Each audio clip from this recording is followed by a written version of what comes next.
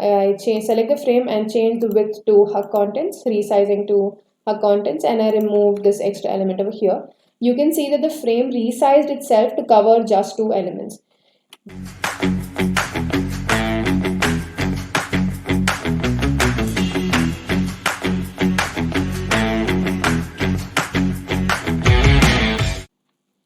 Hello and welcome back to part 3 of Getting Started with Figma series. In today's video, we are going to dive into an amazing feature that is auto layout in Figma. Auto layout is a property you can add to your frames, components, groups, and whatnot. It'll help you make responsive screens, maintain alignment in your designs, and all that good stuff. So today, we'll be looking into how you can use auto layouts in your design so it becomes easier for you to go about your entire design journey. So now let's take a look into how we can make simple elements such as buttons using auto layout. So let's head over to our canvas and draw in a simple frame over here and add in some text, say name or whatever, and align it in the center. To add auto layout, all you have to do is select your frame, head over to your properties panel, click on the plus icon beside the auto layout to add it. Alternatively, what you can do is right click on your frame, head over to your options here and press add auto layout, or you can just use a keyboard shortcut that is Shift A to add auto layout. So right now you can see auto layout has been added to my frame, and I can see a lot of properties appearing here under my auto layout. So you have your direction, your spacing between lines, alignment and padding, and resizing. So let's talk about all of these properties one by one. Alright, so suppose we talk about our direction. So suppose I have an extra element, say full name, right? So I add and change this to full name. And right now you can see that the direction of their alignment is horizontal, that is along the x-axis. You can also have your direction of alignment as y-axis, that is vertical. Alright, so right now it is in horizontal direction. It can also change to your vertical direction. So that is all about your direction. Let's talk about spacing between items. So here you can see there's a predefined 10 pixels of space between both of these elements. So even if I change the direction to horizontal, you'll be able to see that there's a predefined spacing of 10 pixels between both of these elements. I can change it to 20, I can change it to 0. So that's how your spacing between elements works. So now let's talk about padding. Alright, so let's change this again to 10 pixels and talk about padding. So to add padding, what you can do is add in your values over here, or you can also add in values using the guide that you can see over here. So what padding exactly is the empty space between your child elements inside your frame and the boundary of the frame. So right now you can see your text, that is your name and full. So these are your text elements and these are the child elements, and the space between these elements and the boundary of the frame is what is your padding. Alright, so to change to say maybe I want a padding of 20 pixels on all sides of the frame, so I can just add 20. And now you can see that the padding has changed to 20 pixels on all sides. Say suppose I want a similar padding on my left and right sides and similar padding on top and bottom. All I have to do is type down the values separated by commas. Say 10 pixels on top and bottom and 20 pixels on right and left. So now you can see that the padding has been changed. Say suppose you want a padding of 5, 10, 15 and 20 pixels on each side. Alright, so you just have to write it down separated by commas. 15 and 20. So now you can see that the padding has been added. So it goes top, right, bottom and left. So you have a padding of 5 pixels on top, 10 pixels on the right, 15 pixels on the bottom, 20 pixels on the left. So that is how your padding works. Let's change that back to 20. Yep. Okay, now let's move on and talk about alignment. So alignment is a very important part. Let's head over and talk about alignment. So you have different alignment options based on the distribution, and the distribution types that you can see here are packed and space between. Alright, so let's talk about space between. Say suppose all of your elements have equal spacing and they'll stretch to cover the entire frame in space between. Say suppose I extend this frame and I want this width to be 200 pixels, exactly 200 pixels. I want the width to be fixed.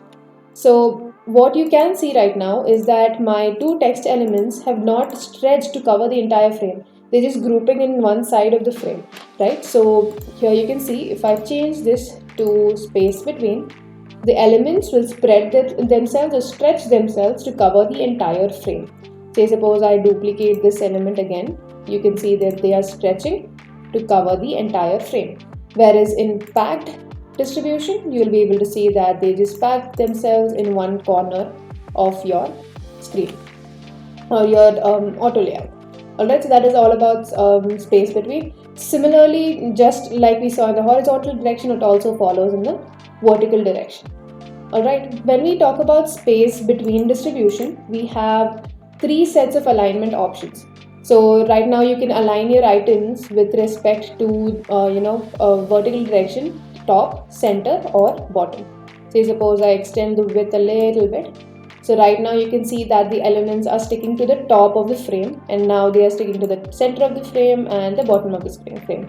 Same way, when you change the direction to vertical, you will see your items aligning to the right side of your screen, left side of your screen, center and left side of the frame. Alright, so that is how that works. Similarly, if we talked about packed distribution, now you can see that your alignment options have increased to 9. So you can have top left, top right, center left. So based on your vertical and horizontal alignments, you can choose any of these. Alright, so that's all about our alignment. Let's change this back. Let's talk about resizing now. So resizing can also be done along your x-axis and your y-axis. So let's talk about what are the options that we have in our resizing. So in the fixed width section, we have our fixed width and hug contents. Similarly, we have fixed height and hug contents. So let's talk about hug contents. So in hug contents, frame will resize itself according to its child element. It will grow and it will shrink based on its elements inside it. Say suppose I remove this right now. I select the frame and change the width to hug contents, resizing to hug contents, and I remove this extra element over here. You can see that the frame resized itself to cover just two elements.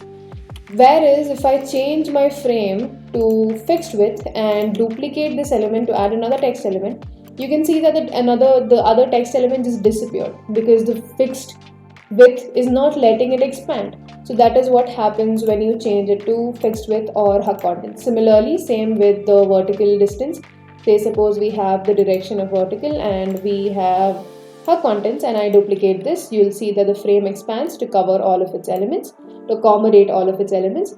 If I change this to fixed height and I duplicate the element, it's just disappearing outside the frame. So that's all about resizing. Now let's take a look at some extra properties and tricks that you need to know when you're using auto layout. So let's talk about you can add elements, edit elements, and delete your child elements. Alright, so let's see how we can add an extra element. Say suppose I want to add in a circle, just a small circle. How would I add it? Just select your element and drag it inside your frame. And because my auto layout has a resizing property along its vertical direction as hug contents, it expanded the frame to accommodate the new element. Say suppose I did not have hug contents as my vertical resizing. Say this was fixed height. If I add this element inside, you can see it still accommodates it, but it is cluttering everything inside it. So that's how it works. For deleting elements, all you have to do is select your elements and delete it. If it is fixed height, the height is not going to change, but if you change this to hug contents, you'll be able to see that if I delete the element, it accommodates space accordingly. Alright. So the next thing that you need to know is that auto layout does not allow you to add elements that are bigger than the frame inside it.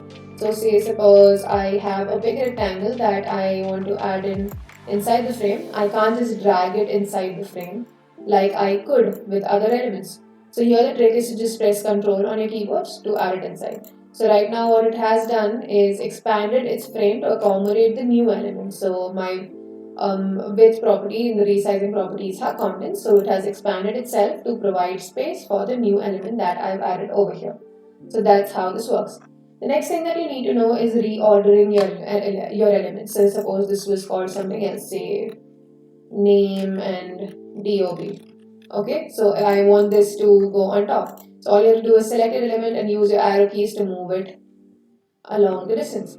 Also, you can just drag it inside the frame to position them differently. That is how you can reorder elements. So if you want your element to occupy space, but you don't want it to be seen, say suppose I hide this element.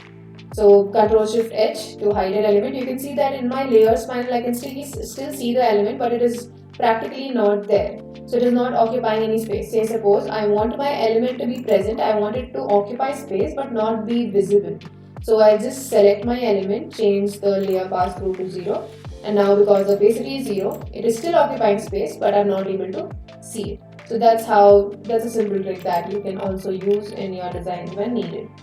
So another thing that you need to keep in mind is that child elements have their own resizing properties. So right now, if we take this rectangle out and talk about just this auto layout, you can see that if I select my text property, text element inside my auto layout, you can see that I have a lot of resizing properties over here. Hug contents and fill container and fixed width. Alright, so right now if I add in just random text over here, you can see that the auto layout is expanding itself to provide more space for it. But say suppose I don't want that to happen. I want my text to stay inside the bounds of my frame. What will I do then? So all you have to do is change your text to fill container. So your text is going to resize itself based on the width of your container or height of your container. So that's another property that will be useful when you're designing your stuff. So to remove your auto layout, or you can if you want to get rid of your auto layout, all you have to do is select your frame, and on the right side you can click on the minus button to get rid of it. Alright, so that's all about auto layouts. In the next video, we will be making a simple Telegram chat stream using auto layouts for your better understanding.